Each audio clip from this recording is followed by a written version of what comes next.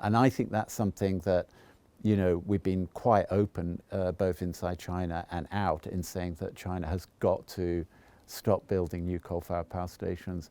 It's got to peak its emissions by 2025 at the latest.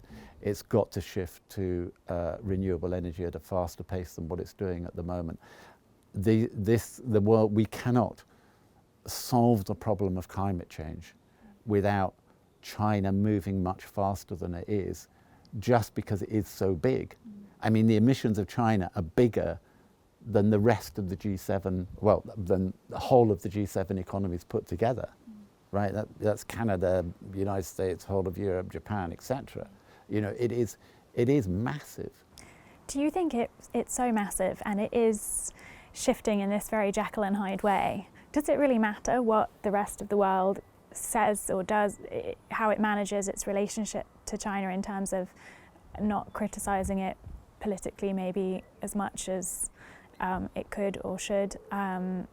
Does it actually, will it affect the kind of China's green transition, what the rest of the world thinks about it? We could help speed it up.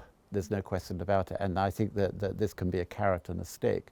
So, for example, there is discussion in Europe, also a bit in the UK, maybe starting a bit in the United States, about having a carbon border tax. I mean, basically, if you import, say, steel from China produced using coal, that there will be a high tariff on that.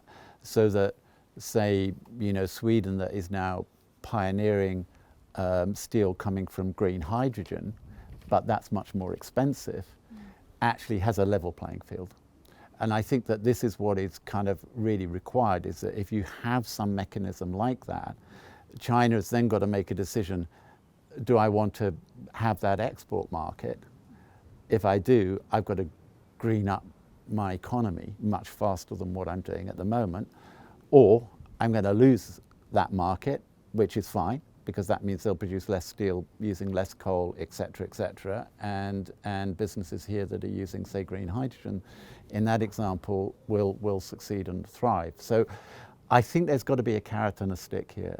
I think it's if you want the change to happen at the speed it needs to happen, then I think a lot more pressure has got to be put on China.